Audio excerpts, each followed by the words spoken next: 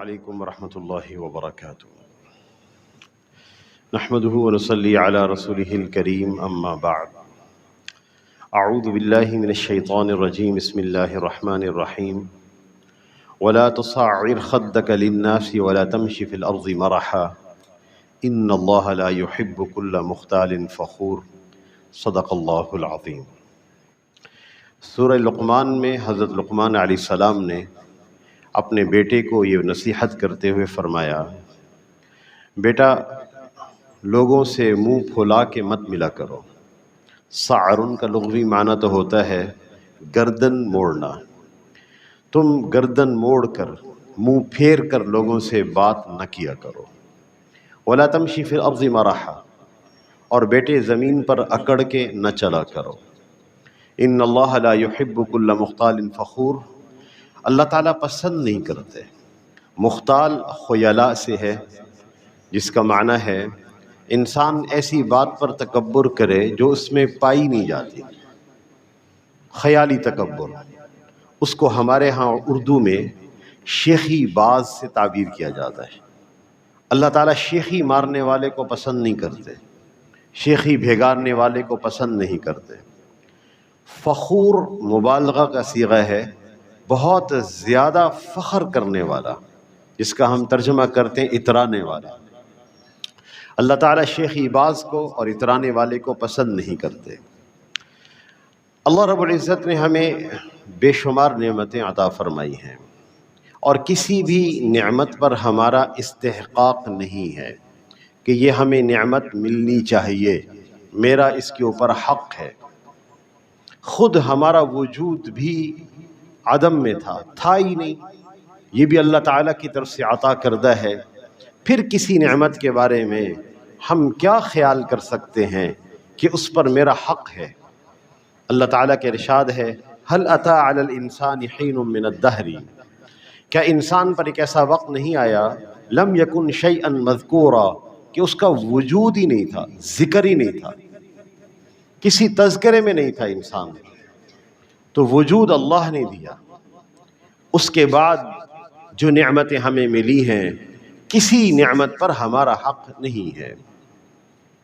اس لیے جب آدمی نعمت ملنے کے بعد اس کے دل میں یہ خیال آئے کہ یہ اللہ کے فضل سے مجھے ملا ہے، میرا اس پر استحقاق نہیں ہے، تو اس کے دل میں شکر کی کیفیت پیدا ہو جاتی ہے۔ اور اگر کسی نعمت کے بارے میں خیال آئے یہ میرا حق ہے، یہ میری اپنی ذاتی خوبی ہے، تو پھر تکبر میں انسان مبتلا ہو جاتا ہے۔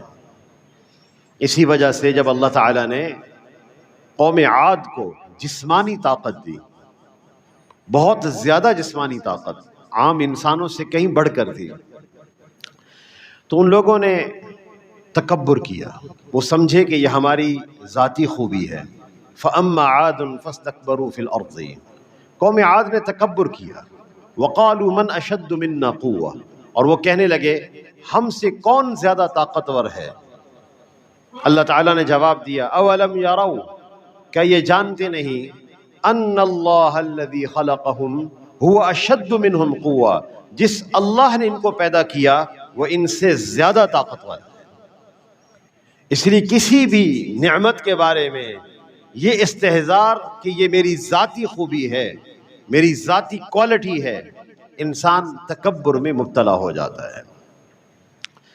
اور جب تکبر میں مبتلا ہوتا ہے تو اس کے بارے میں اللہ تعالیٰ کے ارشاد ہے، الکبریاء ردائی، تکبر میری چادر ہے۔ کبریائی کا حق اللہ کو ہے۔ وَلَهُ الْكِبْرِيَاءُ فِي السَّمَاوَاتِ وَالْأَرْضِ، آسمان زمین میں بڑائی صرف اللہ کی ہے، عظمتیں اللہ کی ہیں۔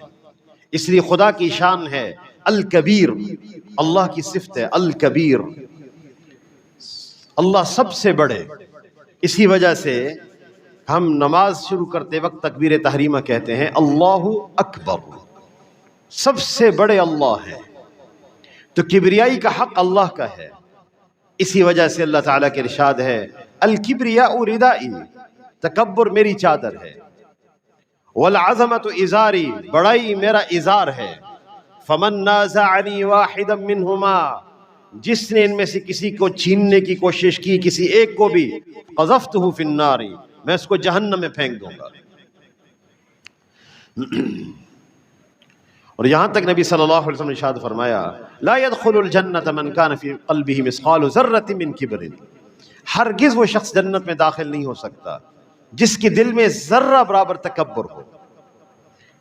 تو کسی نے عرض کیا یا رسول اللہ ان رجل يحب ان يكون ثوبه حسنا ونعله حسنا، کہ بسا اوقات آدمی پسند کرتا ہے اس کا کپڑا اچھا ہو، اس کا جوتا اچھا ہو۔ کیا اچھا کپڑا، اچھا جوتا پہننے سے جو ہمارے دل میں خیالات آتے ہیں، کیا وہ تکبر تو نہیں ہے؟ آپ صلی اللہ علیہ وسلم نے جواب دیا ان اللہ جمیل، اللہ تعالیٰ خوبصورت ہے، یحب الجمال، خوبصورتی کو پسند کرتے ہیں۔ الکبر بطر الحق وغمط الناس، تکبر حق بات سے اعراض کرنا ہے، حق بات سن کے بھی اس کو قبول نہ کرنا، اور لوگوں کو حقیر جاننا، لوگوں کو کمتر سمجھنا، یہ تکبر ہے۔ سب سے پہلی بدبختی جو آسمانوں میں ہوئی ہے وہ تکبر ہے۔ اللہ جل شانہ نے جب حکم دیا ملائکہ کو وَإِذْ قُلْنَا لِلْمَلَائِكَةِ اسْجُدُوا لِآدَمَ، کہ تم آدم علیہ السلام کو سجدہ کرو، فَسَجَدُوا إِلَّا إِبْلِيسَ، ابلیس کے علاوہ سبھی نے سجدہ کیا۔ اللہ جل شانہ نے ابلیس سے فرمایا مَا مَنَعَكَ أَلَّا تَسْجُدَ إِذْ أَمَرْتُكَ، جب ہم نے حکم دیا کس چیز نے تجھے سجدہ کرنے سے روکا؟ کون سی چیز معنی والی؟ اس نے آگے سے جواب دیا انا خیر منہ، میں ان سے بہتر ہوں، میں ان سے اچھا ہوں، میرا مقام زیادہ ہے۔ خلقتنی من نار وخلقتہ من طین، آپ نے مجھے آگ سے پیدا کیا، آگ شعلہ مارتی ہے اور اوپر کی طرف اٹھتی ہے، اور آپ نے ان کو مٹی سے پیدا کیا، مٹی زمین کی طرف جاتی ہے۔ اللہ جل شانہ نے جواب دیا فاہبط منہا، یہاں سے دفع ہو جا، فما یکون لک ان تتکبر فیہا، تجھے حق نہیں تھا کہ تو یہاں تکبر کرتا۔ اللہ تعالیٰ کے سامنے حکمت کی بات کرنا کہ اس میں کیا حکمت ہے، میری سمجھ میں نہیں آئی بات، فخرج، نکل جا، فإنک رجیم، تو مردود ہے۔ اور ایک جگہ فرمایا وإن علیک اللعنہ، تجھ پر لعنت ہے الی یوم الدین، قیامت کے دن تک۔ تو پہلی بدبختی یہ ہوئی جب شیطان نے یوں کہہ دیا انا خیر منہ، میں ان سے بہتر ہوں۔ اس لیے اپنی قلبی کیفیات کو، اپنے مزاج کو تکبر سے بچانا ہے، اپنے مزاج کو شکر گزاری کی طرف لے کے آنا ہے۔ نعمتیں ملے تو شکر گزار ہونا، اور نہ ملے یا چھنے تو صبر کرنا، دونوں ہی خیر کی باتیں ہیں۔ اسی وجہ سے آپ صلی اللہ علیہ وسلم نے ارشاد فرمایا عجبا لامر المؤمن، مومن کے حال پر تعجب ہے، ان الامر کلہ خیر، سارے معاملے اس کے لیے خیر والے ہیں۔ ان اصابتہ سراء، ان اصابتہ سراء شکر، اگر اس کو وہ خیر کی بات پہنچتی ہے تو وہ شکر کرتا ہے، فکان خیر اللہ، یہ شکر کرنا بھی اس کے لیے خیر کی بات ہے۔ وَإِنْ أَصَابَتْهُ ضَرَّاءُ، اگر کوئی تکلیف پہنچے فصبر، تو صبر کرتا ہے، فَكَانَ خَيْرًا لَهُ، یہ بھی اس کے لیے خیر کی بات ہے۔ ہر امر، ہر معاملہ مومن کے لیے خیر ہے۔ اس لیے اپنے مزاج کو نعمتیں ملنے کے بعد تکبر سے بچانا ہوگا اور خوب حفاظت کرنی ہوگی۔ امام غزالی رحمہ اللہ نے مختلف اصناف کے تکبر ذکر فرمائے ہیں۔ اہل علم کا بھی تکبر ہوتا ہے، عبادت گزاروں کا تکبر ہوتا ہے۔ اہل علم کا تکبر یہ ہوتا ہے کہ اب آدمی کے پاس علم زیادہ آئے تو اس کا اظہار وہ اس صورت میں کرتا ہے کہ دیکھیں فلاں کو تو یہ بات سمجھ میں نہیں آئی، فلاں یہ بات جانتا ہی نہیں ہے، یہ علم کا تکبر ہے۔ علم اللہ تعالیٰ کی طرف سے دی گئی نعمت ہے، دو لفظ اللہ نے سمجھ دے دی، یہ اللہ کی دی ہوئی نعمت ہے۔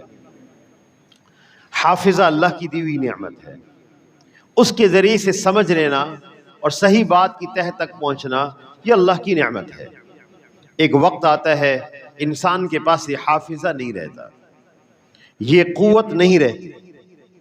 جیسے کہ قرآن پاک میں آتا ہے کہ اللہ تعالیٰ نے ارشاد فرمایا ہم تم میں سے بعض لوگوں کو عمر کے اس حصے تک پہنچا دیتے ہیں کہ وہ جاننے کے بعد پھر کچھ نہیں جانتے، میموری لاسٹ ہو جاتی ہے، حافظہ متاثر ہو جاتا ہے. لہٰذا یہ تو اللہ کی دی ہوئی نعمت ہے.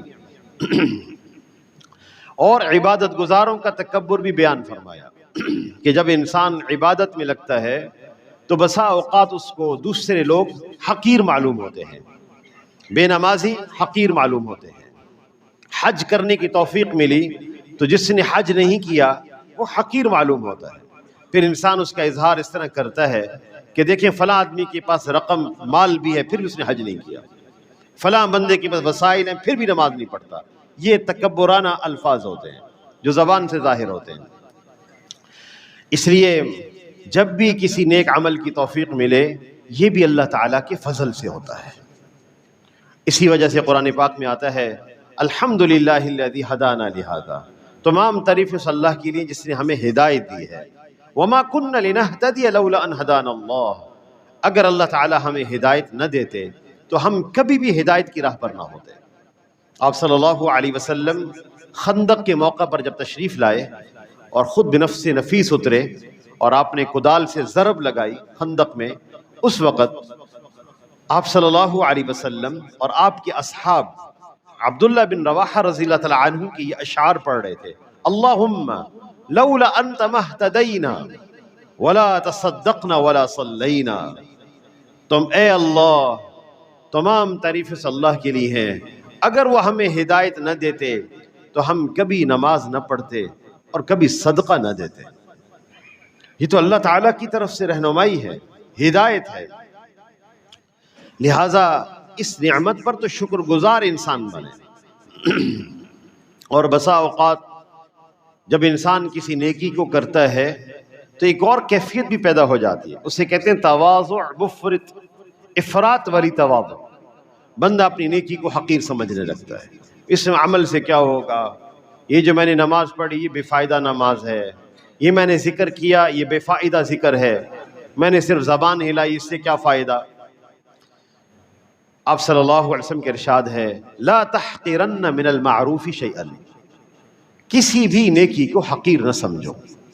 ولو ان تلقى اخاك بوجه طلق، چاہے تمہیں اپنے کسی بھائی سے خندہ پیشانی سے ملاقات کا موقع کیوں نہ ملے، کسی نیکی کو حقیر نہ جانو. ہم نہیں جانتے کون سی نیکی ہمارے لیے مغفرت کا ذریعہ ہے. بڑے بڑے عمل نشاط طبع سے بزعم ہمارے کے خشوع سے کیے گئے ہوں گے، اخلاص سے کیے گئے ہوں گے، لیکن وہ مغفرت کا سبب نہ ہوں گے. مغفرت کا سبب کوئی بھی عمل ہوگا. ایک صحابی رضی اللہ تعالیٰ عنہ سورۃ الاخلاص پڑھ رہے تھے، بخاری شریف کی روایت ہے قل هو اللہ احد اللہ الصمد لم یلد ولم یولد ولم یکن له کفوا احد. جب یہاں پہنچے تو آپ نے فرمایا وجبت. صحابہ اکرام نے عرض کیا یا رسول اللہ کیا چیز واجب ہو گئی؟ آپ نے فرمایا اس کے سورۃ اخلاص پڑھنے پر اس پر جنت واجب ہو گئی. اور ریاض الصالحین ہمارے ہاں کتاب حدیث کی پڑھائی جاتی ہے، امام نووی رحمہ اللہ کی جو شارح مسلم ہیں، انہوں نے اپنی کتاب میں ریاض الصالحین میں حدیث ذکر کی. ایک آدمی جا رہا تھا، راستے میں کوئی شاخ گری ہوئی تھی، اس شخص نے شاخ کو دور کر دیا. فشکر اللہ لها فشکر اللہ له وغفر اللہ له، اللہ نے اس عمل کی بڑی قدردانی کی اور اس کی مغفرت فرما دی. ہماری کتابوں میں ایک محدث کا واقعہ لکھا ہے رحمہ اللہ، بہت بڑی شخصیت جن کا کام صرف حدیث کو بیان کرنا یا حدیث لکھنا ہوتا ہے. ان کا رتبہ بہت اونچا ہوتا ہے، اس لیے کہ کثرت سے صلی اللہ علیہ وسلم درود پڑھنے کا موقع ملتا ہے، لکھتے وقت بھی پڑھتے وقت بھی کثرت سے. اس لیے محدثین کا مقام بہت اونچا ہوتا ہے. ایک محدث علی رحمہ کا انتقال ہوا، شاگردوں نے پوچھا حضرت کیا معاملہ ہوا؟ فرمائے ساری عبادات تو ایک طرف رہ گئی، مغفرت اس بنیاد پر ہوئی کہ ایک دفعہ قلم ڈبویا سیاہی میں اور پھر تختی پر رکھا تھا لکھنے کے لیے. اس زمانے میں سیاہی ہوتی تھی پانی والی، تو ایک مکھی آ کے بیٹھ گئی. تو میں نے قلم کو روک لیا کہ خدا کی مخلوق ہے پانی پی لے۔ اللہ تعالیٰ نے فرمایا تو نے ہماری مخلوق پہ رحم کیا، ہم نے تیری مغفرت کر دی۔ مستغنی ہے اللہ، بے نیاز ہے، کس عمل پر مغفرت ہوگی خدا ہی جانتے ہیں، وہ اپنا فضل ہی ہم پہ فرمائے۔ اس لیے کسی بھی نیک عمل کو حقیر سمجھنے کی اجازت نہیں، اللہ کے فضل سے ادا کیا۔ الحمدللہ، اے اللہ تیرا شکر ہے، جو کمی ہو گئی استغفر اللہ، اے اللہ ہم معافی مانگتے ہیں، آپ ہمیں معاف کر دیں۔ استغفار سے ساری کمیاں دور، اور شکر ادا کرنے سے عمل قبول۔ ہمیں تو اللہ نے یہ نعمتیں عطا کر رکھی ہیں، لہٰذا کوئی بھی نعمت جو ہمیں ملی ہوئی ہے، مال کی صورت میں، خوبصورتی کی صورت میں، جاہ و منصب کی صورت میں، کوئی بھی نعمت جو اللہ نے ہمیں دی ہے وہ محض اللہ کے فضل سے ہمیں ملی ہے، ہمارا اس پر استحقاق نہیں ہے۔ یہ وہ کیفیت ہے جو انسان کو شکر گزار بناتی ہے اور تکبر سے بچا لیتی ہے۔ اللہ تعالیٰ سے دعا ہے کہ اللہ تعالیٰ ہم سب کی کبر سے حفاظت فرمائے۔ وآخر دعوانا ان الحمد للہ رب العالمین۔